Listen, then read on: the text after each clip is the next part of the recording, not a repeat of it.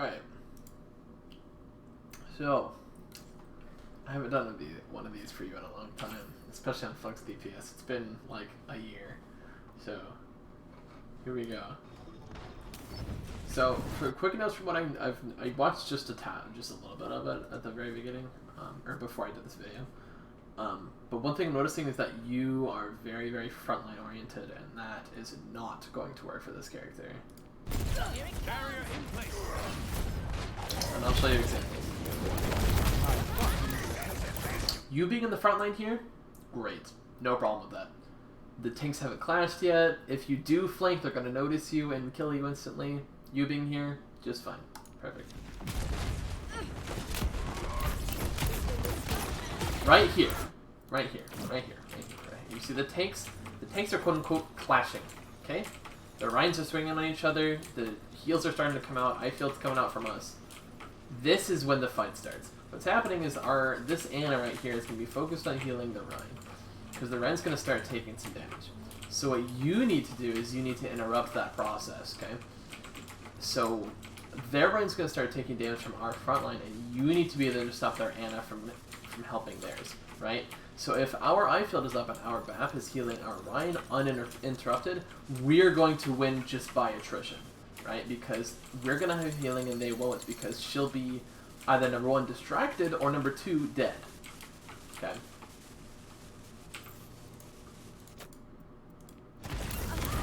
So instead of just hitting her from here, what you need to do is you need to boost.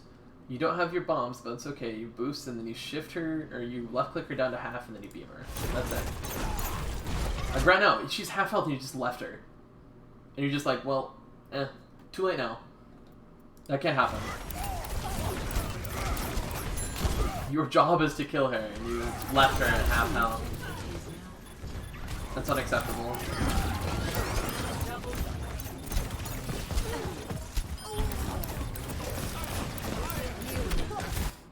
Also, that aim was horrific.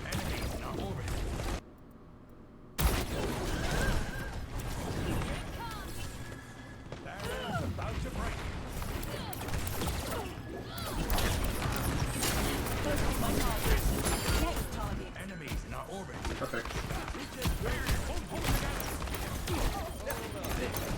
You flanking right now is more important than ever just because you're down. And because you're down, you need to give yourself an advantage. So you just need to hard dive in the backline and try to get something done. Otherwise, you lose this fight by attrition because they have more people. And them having more people means that they're going to win. So you have to be able to get a pick here.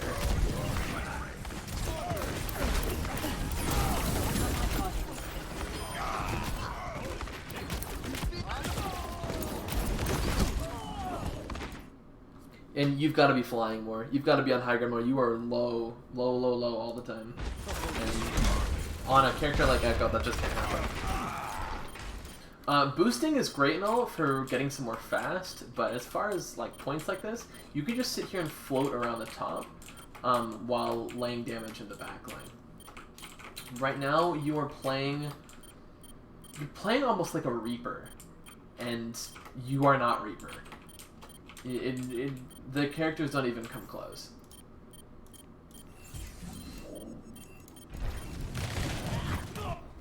Neural adaptation complete. So boosting really should only be used if you need to get somewhere fast. If you're just kind of flying and chilling, then just hold it. Nothing's gonna stop. Feel the healing beat. Regen up.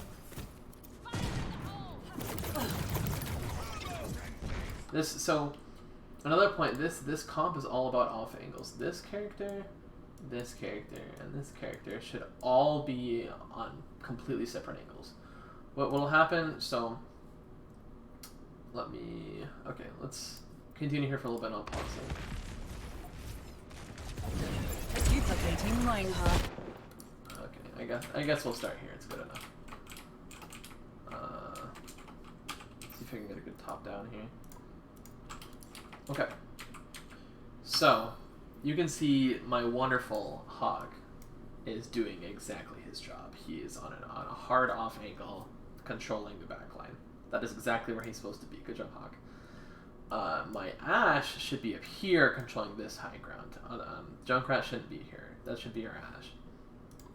And then you should be behind them. So we create this 1, 2, 3, 4-pronged attack from all sides. If done correctly, what are they supposed to do? They have damage coming from 4 different sides. They have a dynamite coming from over here. They have Sig just railing on them from over here with rocks. They have you assassinating their backline and a Rhine swinging in the front. There's just no way that they'll ever be able to deal with that amount of pressure. But what's happening is that the only person off angling is Hawk. So they only have one thing to deal with, and what they'll do is they'll just go and push him off. Whether that's like Zarya or Kree or something, they'll just sort of go and push him off a little bit. And then the rest of you are all sitting together, because you'll usually be like over here by the backline. That's only one angle of attack. This team thrives on having one angle of attack, because it's a Ryan-Zar comp. Ryan-Zar comps, especially Ryan-Zar Kree, Junkrat as well, all thrive on having one single angle of attack that they have to look at. As long as they can look one way, they're good to go. If we can counterbalance that, and we can sort of play to that weakness of having multiple angles, we'll have a much better chance of winning. And you being in the backline is an integral part of that.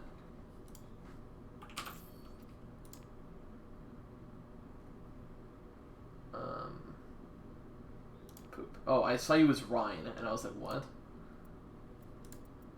I'm going for the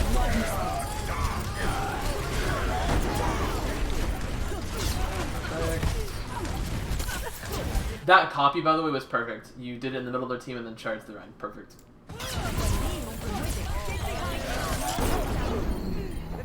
Another great shatter onto another target. Perfect.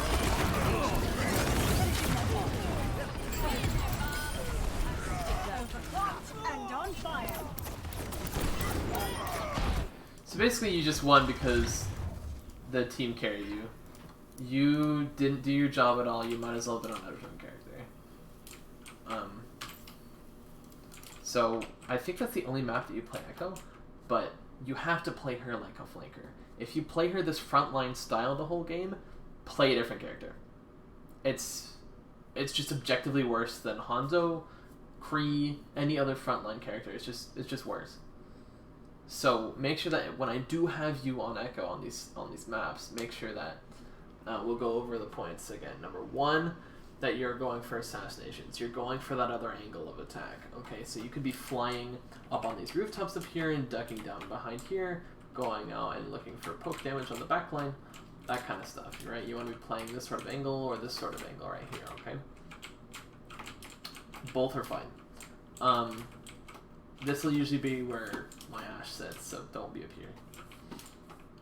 And so yeah, because your Ash is up here, you'll usually actually want to be up here, just kind of counterbalance that angle and make it a nice 180 kind of deal. Anyway, so make sure that you're doing that on off angles. Make sure that you are going for assassinations on the backline. You did almost 0 of that, and that's unacceptable. You are an assassin. That's what you do. That's what you thrive at, and that's what you have to be doing. If you're not, again, play a different character. And, spoiler, we're not going to play a different character because Echo's amazing. She deserves to be the spot that she's in because she's really, really, really good. So, you have to be assassinating backline characters. Like, I went over specifically the time that I need you to do it, and I need you to do that. Because that's just simply your job. Once the tanks clash, you go for the backline. If you don't, like, you're just not doing your job. And my whole thing of know your job, that's it. That's your job. You go and assassinate the backline once the tanks clash. Otherwise, you're on the front line doing shield damage. That's fine. Hopefully that was quick. All made sense on just Echo. I don't know if there's another map that you played her. I think you just played main Hanzo all day. And then we're going to go to the other map on Nepal where you played Torb.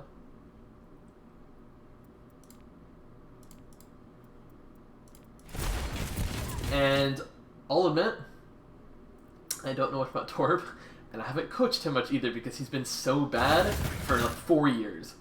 So But I do know a few things that I can spread and, you know, give my 2 cents on.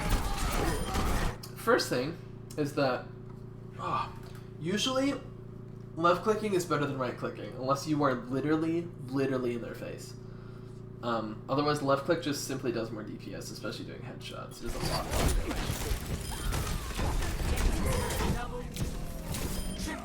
So like shotgunning there is fine. One after another, and another, and another.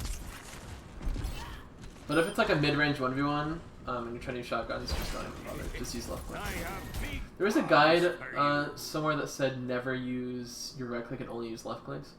That's great if I could aim. And since I can't aim, I like using the shotguns. But if your aim is better than mine, then take that advice. Take the advice of never right click and only left click. Because it just does, it just objectively does more DPS. If you can aim, then go for it. I can't, so I don't.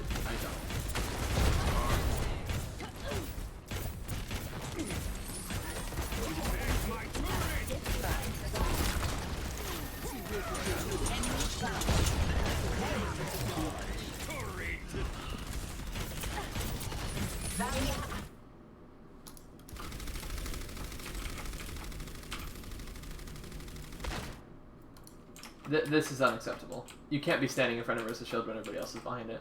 That hog hook should have hit you and you should be dead. You just cannot be standing in front of shields like this. You are too good for that. You're way too good for me to have to tell you that.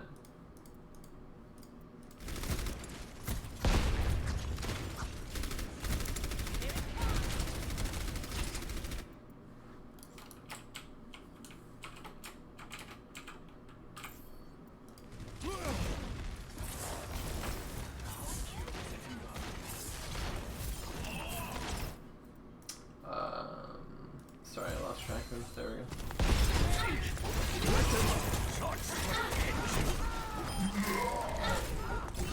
So note about torp turrets. So torp turrets, they do a lot of damage, but they're very easy to kill. That's the point, right? They have a lock on. If you don't deal with them, they're gonna just tear you apart. That's the point. So, but the main problem being they're really easy to deal with, especially in a meta with Ashe and probably Hanzo coming up is gonna be played a lot more. It's very easy to kill torp turrets. So what you want to do is you want to put them on not necessarily off angles, but you want to put them in places where they have to push in, but once they start pushing in, it's going to be hard to deal with. Let me give you an example. So this spot right here, if you put a turret right here, they can't see it, and they can't kill it unless they know where it is. And the second they start pushing to point, this turret's going to start hitting them. But it's against this wall right here, right? It's against this wall, so they can't shoot it from here. They have to peek out all the way around to be able to even see it. They have to peek out to about here to even see it, to shoot it, right?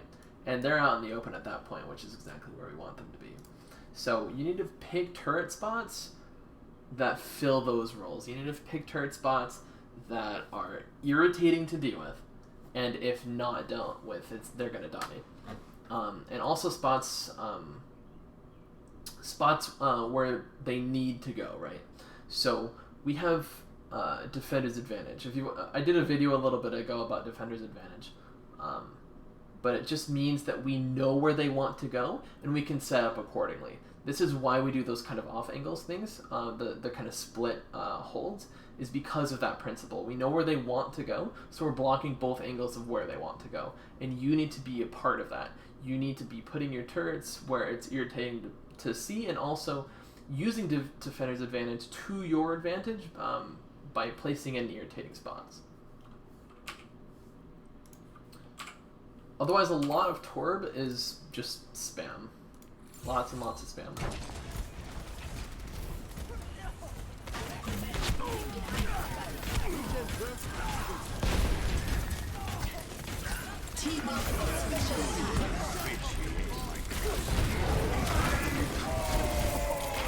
Alright, so note about Torbolt. It wasn't too bad here, But make sure that your blobs don't stack on top of each other. Like this. Okay? Because each one only does a set amount of damage. So, for example, if you were Torb and you were to just look, like ult, and then look down and just go bloop, bloop, bloop, bloop, bloop, like 9 times on the ground in front of you, it would deal the exact same amount of damage as only one of them. Does that make sense? So, sort of, you want to be putting them as far apart as possible, and on the note of, like, turrets and stuff, putting it in places where they want to go. So, for example, if you're ulting on this point, you want to put them on probably both stairs, as well as on top of your team, and then this would probably be the position or the spots I'd put my Torval on this map, because if they get any closer to the edge, they're just gonna get booped off, or pulled off, or whatever the case may be. But you put it so close to the team that if somebody was on this stairs, they'd be fine. And if somebody was to push in here, they'd only take damage for a little bit. Or they can even hold this little area, which shouldn't happen.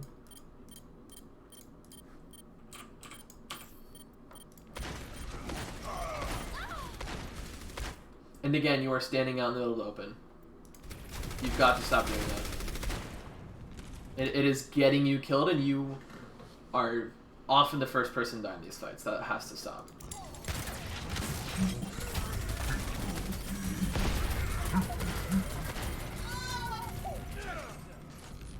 This hog just flipping took a massive dump on our team, by the way. That was wild. We also had ults that we didn't use for whatever reason. We had 3 of them. That's not a you problem, though. That is a Shawnee Twigs problem. Alright, so getting back onto point with Torb, right? We can defend on Torb all day. It's easy. Easy peasy. Getting back on a point is a little bit more difficult. Usually, you're going to want to set up your turret where they're going to retreat. So usually you'll want to head, not necessarily off on your own, but off on your own just enough to throw a turret where they're going, right? So, for example, as you're heading through here, if this Ashe wasn't here and they were just all over here, you could just peek around this corner really fast, throw a turret down, and keep going with your team. Either that, or you could just actual off angle and just be here and hit people, which is not ideal, but you get what I'm saying though. Because just having a turret hitting damage, all they're gonna do is just back up, and then you're in the same position. Now you have to push past a different corner, but without your turret this time. Do something. We're sitting in this room for way too long. Way too long.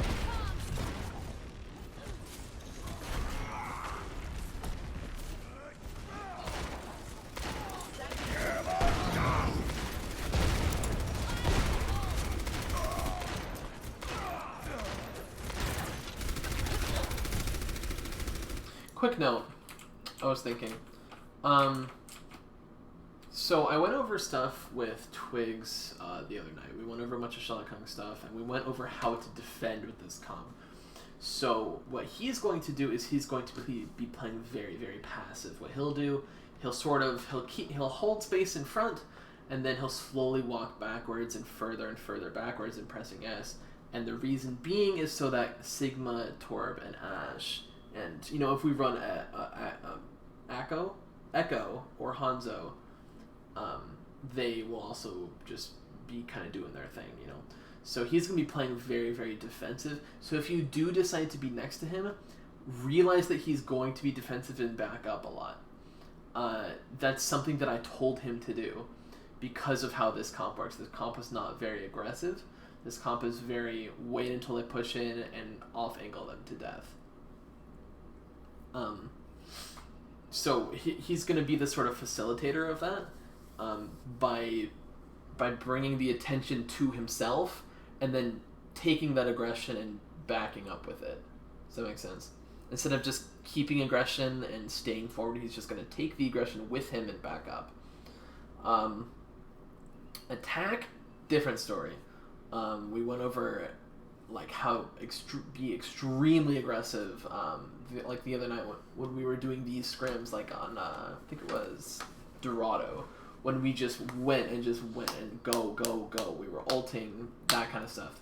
That's what I want to see in that. And that is all fine and good. One thing I noticed though that day is that you would be very pushed past your tanks while we're being aggressive. They're slow. We don't have a Lucio. You are going to be faster than my tanks, but you've got to slow down, because if you poke yourself out and you die, we completely lose the entire advantage that we had. You just either getting picked early or dying when we're up, we lose such a massive advantage because you are a huge part of our damage. Not as much as Ashe, but you are a DPS, which means that if we don't have you, it is extremely difficult to finish off fights because we are lacking damage.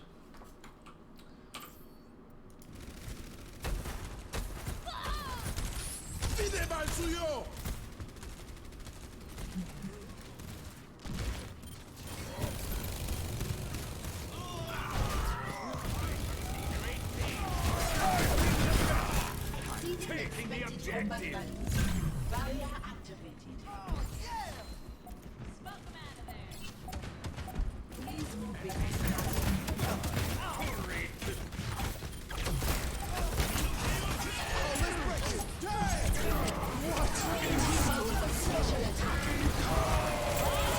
Same problem.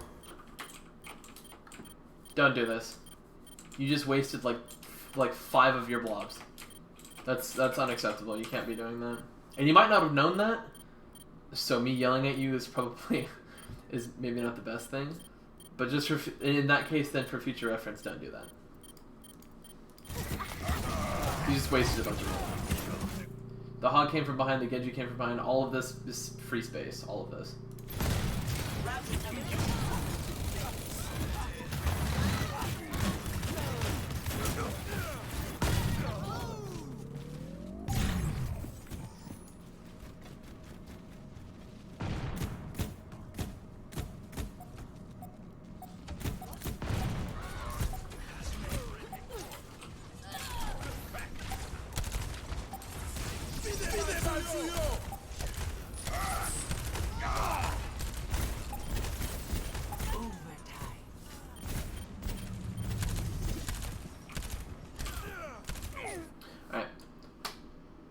That's it for them. They don't touch, surprisingly, with only one person left.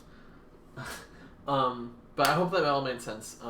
Again, this is the 3rd one I've done. If you have questions, DM me, whatever. Let me know if there are things I can help with. Any other heroes you want me to go over with you, if you want. Like, if you want me to go over Genji with you, I'd be happy to do so. Contrary to popular belief, I used to be a very good Genji player. I played it for a long time. So I definitely know what I'm talking about when it comes to flex DPS for the most part. So, if you got questions, let me know. Yada yada yada.